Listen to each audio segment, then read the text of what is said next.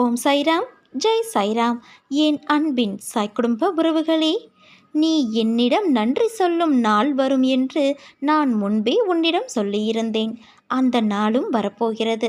நான் உன் வாழ்வில் நடத்தும் அதிசயங்கள் உனக்கு இப்போது புரியும் காலம். இன்பம் துன்பம் என உனக்கு மாற்றி மாற்றி காண்பிப்பது உன் மனம் என்னும் மாயையே. வாழ்க்கை அதன் போக்கில்தான் செல்கிறது. நீ பிரார்த்திக்க என் அருள் வந்து அதில் சேர்ந்து கொள்கிறது. உன் மனம் உணரத்தான் காலதாமதமாகிறது. உன் பிரார்த்தனைகள் நிச்சயம் வெற்றி பெறும் என் குழந்தையே. இது உன் சாயப்பாவான என்னுடைய சத்திய வாக்கு. உனது பிரச்சனைகள் என்னவானால் என்ன? நீ அனைத்தையும் கடந்து போகத்தான் பிறந்திருக்கின்றாய். கஷ்டப்பட்டாலும் சுகத்தை அனுபவித்தாலும் அது கர்மவினை பலன் என்பதை நான் காட்டுவேன். எதை பற்றியும் கவலைப்பட மாட்டேன் என்பதை தீர்மானமாக வைத்துக்கொள். இனி எப்படி இருக்கப் போகிறாய் என்பதை பற்றி சிந்தனை செய்.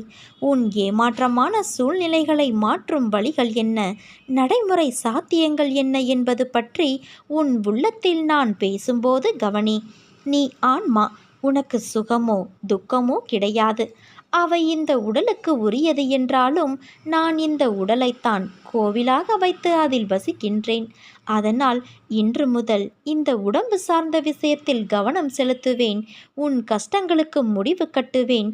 இனி இஷ்டப்படியெல்லாம் நடக்கும் என்ற நம்பிக்கையோடும் பொறுமையோடும் சகிப்புத்தன்மையோடும் சுறுசுறுப்பான மனதோடும் இப்படித்தான் இருக்க வேண்டும் என தீர்மானம் செய். அந்த தீர்மானத்தை உன் சாயப்பாவான நான் வழிமொழிகிறேன். உன்னை வெற்றியின் பாதைக்கு கைப்பிடித்து நான் அழைத்துச் செல்கிறேன் குழந்தையே. மன உறுதியோடும் நம்பிக்கையோடும் நீ செயல்படு.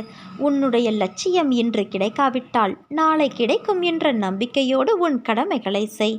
நாளையும் கிடைக்காவிட்டால் மறுநாள் கிடைக்கும் என எதிர்பார். இந்த மன வலிமையோடு நீ செயல்படும்போது உன்னுடைய லட்சியத்தை நிச்சயம் ஒரு நாள் நீ அடைவாய். உலகமே இருள் சூழ்ந்தது போன்று உள்ளதா? இன்னும் எத்தனை நாள் இந்த வேதனையும் துக்கமும் என்ற கேள்வியும் அதில் உள்ள உன் வலியின் ஆதங்கத்தையும் நான் உணர்கிறேன். கவலை கொள்ளாதே. இந்நிலை கூடிய விரைவில் மாறும். நீ உன் கர்ம பந்தத்திலிருந்து விடுபட்டு சந்தோஷமாக வாழ்வாய். என் வாழ்க்கையில் போராடி போராடி நம்பிக்கையையும் பொறுமையும் இழந்துவிட்டேன் என்று கூறாதே. உன் மூச்சை நீ இழந்துவிட்டாயா? இல்லையல்லவா?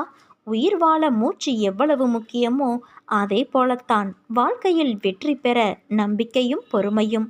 இழந்துவிட்டேன் என்று நீ நினைக்கும் இடத்தில்தான் உன் வாழ்நாளில் நீ பெறப்போகும் பொக்கிஷம் அடங்கியுள்ளது. எல்லாவற்றையும் நீ அடைய வாழ்க்கையில் சில நேரம், சில நாட்கள் அல்லது சில வருடங்கள் கூட ஆகிறது. அதுவரை நம்பிக்கையோடும் பொறுமையோடும் செயல்பட்டு கொண்டே இரு. உனக்கு நான் நல்லது மட்டும்தான் செய்வேன். நல்லதே நடக்கும் என் குழந்தையே. என் பரிபூரண அருளும் ஆசிர்வாதமும் என்றும் உனக்கு உண்டு.